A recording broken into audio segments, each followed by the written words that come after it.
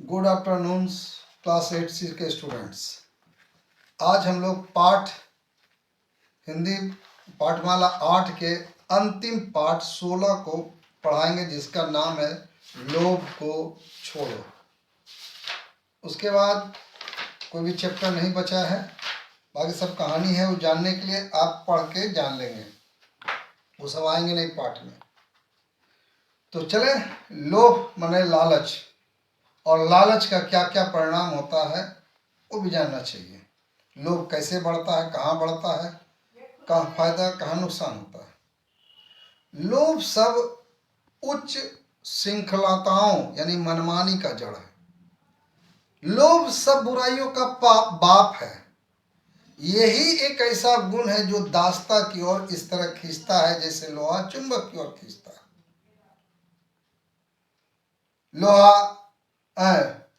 लोहा चुंबक की ओर खींचता है। जैसे आपने देखा होगा कि मैग्नेट किस तरह से वो लोहे को आकर्षित करता है। लोभ कई एक रूप में प्रदर्शित नहीं होता है, कई रूपों में दिखता है। क्रोध में, मान, माया, तीनों ही के जड़ में लोभ विद्यमान रह सकता है। साधारण अर्थ में लोभ शब्द का अर्थ लालच समझा जाता है। हर कोई समझता है अरे लोभ माने लालच। यह तो ठीक है, पर अपूर्ण है, पूरा नहीं है। क्यों? क्योंकि कंजूस आदमी को भी लोभी कह सकते हैं। लोभ का मतलब होता है सांसारिक सुख के साधनों से सतत प्यार, यानी घर में जरूरत से ज्यादा सुख समृद्धि पानी है तो अधिक धन, और अधिक धन के लिए लोभी बनना होता है। लोभी को सभी इंद्रियां सदा जवान बनी रहती है, क्योंकि वो लालच उसमें बना रहता है। हर समय किधर से लोभ हो, कहाँ से लालच हो, कहाँ कैसे कमाए, इस तरह से लोभी की इंद्रियों को बुढ़ापा नहीं आता है। जो लोभी की इंद्रियों है उसको बुढ़ापा नहीं आ सकता है। इतना ही नहीं, बुढ़ापे में लोभी की इंद्रियां युवा भी युवातर हो जाती है, और बूढ़ा हो जाने के बाद भी अगर उसमें लालच की भावना है, लोभ की भावना है, तो बूढ़ा नहीं होता है। बुढ़ापे का यही तो यौवन है, वह है लोभ। लोभ में सबसे बड़ी बुराई है, यह तृष्णा को भड़का देती है। तृष्णा को भड़काती यानी प्रबल कामना को भड़का देती है। तृष्णा की आग ज्वाला बन बैठती है। क्या दुनिया का कोई इंजीनियर बता सकता है एक प्रज्वलित अग्नि देवी का पेट कितने ईंधन से भर सकता है? एक प्रज्वलित अग्नि देवी है, अग्नि देवी का पेट कितने ईंधन से भर सकता है जो आग देती है? तृष्णा जो लोभ की ही बेटी है, कभी अपनी भूख नहीं मिटा पाई। जब भी यह भूख मिटाने बैठती है वह 3 गुना 4 गुना बढ़ जाती है। लालच, लोभ बढ़ता ही चला जाता है। लोभो पुरुष का तो अजब का हाल हो जाता है भाई। सभी राजा लोभ की देन है। जितने सारे राजा हैं, चाहे साम्राज्य का विस्तार किया हो या दूसरे से धन लिया हो, ये सब लोभ का देन का राजा है। जिसे महत्वाकांक्षा कहा गया है वह लोभ की वृक्ष का ही एक शाखा है कि मेरी महत्वाकांक्षा मैं राजा बनूं, महाराजा बनूं, सम्राट बनूं। ये महत्वाकांक्षा और महत्वाकांक्षा ही लोभ का जन्म देता है। एक लालची राजा की कहानी है। एक राजा था, बड़ा ही बेहद महत्वाकांक्षी, बड़े ऊंचे सपने, बहुत ज्यादा धन की प्राप्ति करना।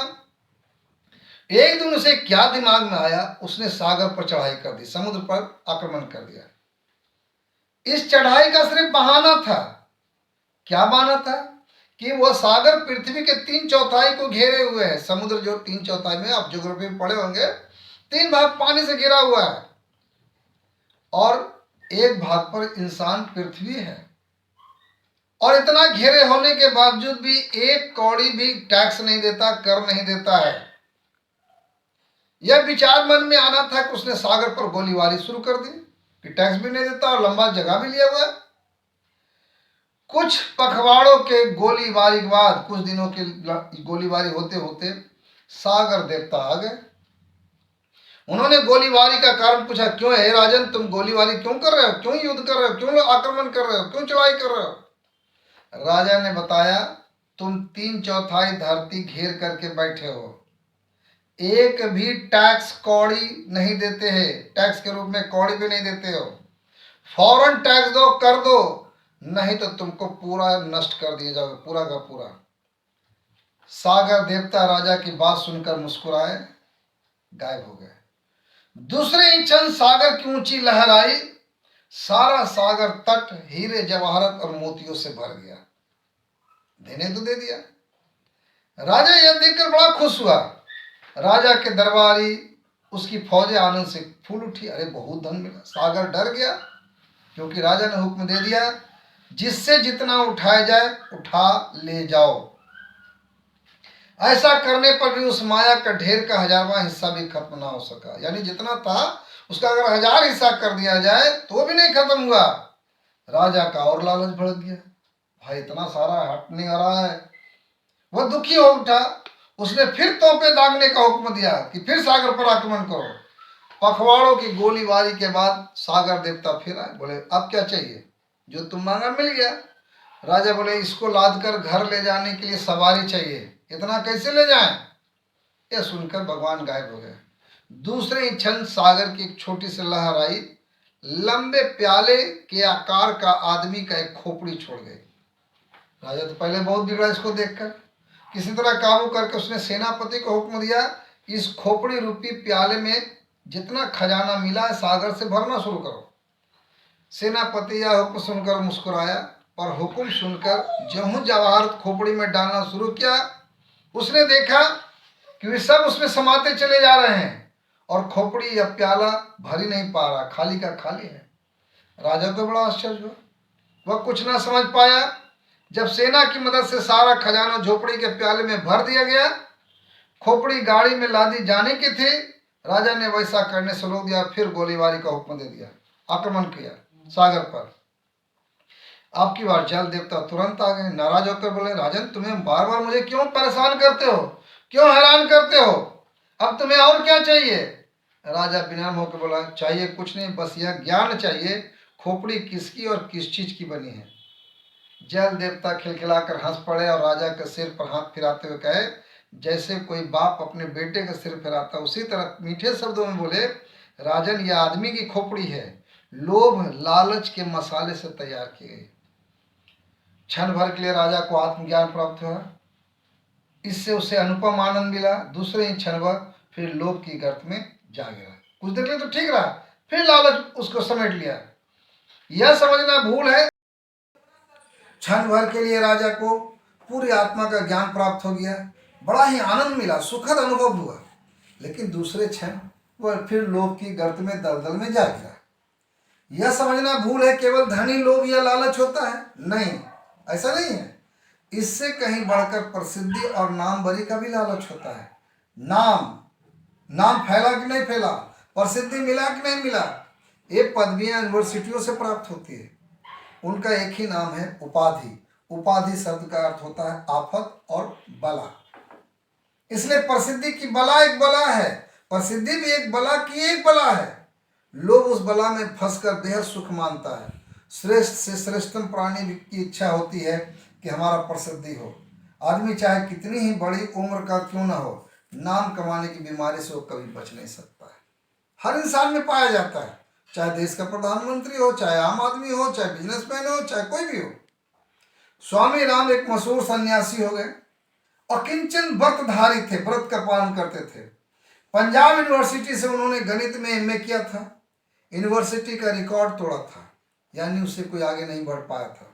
वह कुछ दिनों तक प्रोफेसर भी रहे पढ़ लिख करके। धर्म प्रचार के लिए अमेरिका भी गए। अमेरिका वासी ने उन्हें यूनिवर्सिटी की उपाधि देनी चाहिए, लेकिन लेने से इनकार कर दिया। बोले मुझे कोई उपाधि नहीं चाहिए। क्यों? क्योंकि भारत की एक यूनिवर्सिटी के कलंक का टीका मेरे माथे पर पहले ही लगा हुआ है। अब आप और लगाकर क्या करेंगे? ऐसे वाक्य हमारे तुम्हारे जैसे के मुंह से नहीं निकल सकते। कहते हैं धन और प्रसिद्धि आसानी से प्राप्त की जा सकती है, पर इन दो से भी लोभी का संतोष नहीं होता है। मिलने के बावजूद भी यह पाकर अधिकार यानी भूख और तेज होती है। अगर धन मिला तो और ज्यादा लेना है, प्रसिद्धि मिला तो और ज्यादा कमाना है, तो इसमें आगे दलदल में, लोभ के दलदल में गिरता ही जाता है। राजा बनने की सुस्ती है, दिग्विजय की सुस्ती है, और न जाने क्या क्या सोचता है, क्योंकि लालच के कारण। लोभ की खोपड़ी की था किसी को कभी मिल ही नहीं पाई। इसकी था अगर कोई ले जाए, ले करके आ जाए तो इसे समझिए कि चमत्कार हो गया। आइंस्टीन नाम के एक वैज्ञानिक हुए, सभी लोग जानते हैं, वे बड़े प्रसिद्ध थे, चोटी के वैज्ञानिक माना जाता था। एटम बम, हाइड्रोजन बम उन्हीं के मस्तिष्क की सूझ थी। इसी से उनकी प्रसिद्धि का अनुमान लगाया जा सकता है कि उन्होंने क्या दिया दुनिया को। अमेरिका वासी होने से उन्हें धनाढ़ नहीं कहा जा सकता, क्योंकि अमेरिका के धनपतियों के सामने वे कुछ भी नहीं थे। एक वैज्ञानिक थे, बहुत सारे धनाढ़ व्यक्ति अमेरिका में थे। यह व्यक्ति न जाने कैसे एक महान अधिकार को ठुकराने को में समर्थ हो सका। उन्होंने इजराइल देश से सभापति बनने का निमंत्रण दिया गया, पर उन्होंने यह कहकर अस्वीकार कर दिया कि मेरा क्षेत्र विज्ञान है। इजराइल देश के से सभापति बनाने का आमंत्रण दिया गया, पर उन्होंने अस्वीकार कर दिया, कहा कि नहीं, मेरा क्षेत्र विज्ञान है, मैं राजनीति में नहीं जा सकता, मुझे राजनीति से क्या लेना देना। ये बात उन्हीं के मुंह से शोभा देते हैं, नहीं तो आज क्या डॉक्टर, क्या दार्शनिक, क्या धर्मगुरु, सभी तो राजा बनने के भूखे ही रहते हैं, सब दौड़ लगाए रहते हैं। कौन नहीं चाहता कि मैं राजा बनूं। अब पाठकों को भली बात समझ लिया होगा, लोभ कितने ऊंचे दर्ज की उस श्रृंखलन चीज है ना, और कैसे कैसे जाल फैलाती है। तो इस पर ध्यान देने की जरूरत है। लोभ में नहीं फंसना चाहिए, लोभ में फंसेंगे तो उसके दलदल में गिरते चले जाएंगे। इतना ही के साथ ये क्लास 8 की सारी कहानी समाप्त हुई। आपको वर्क मिलेंगे बनाने हैं, उसके बाद आपको सिलेबस देंगे। जब एनुअल एग्जाम होगी तो उसकी सिलेबस आपको देंगे, जितना सिलेबस देंगे उतना ही आपको पढ़ना है। बाकी के लिए आप स्वस्थ रहें, अच्छा से रहें। Thank you.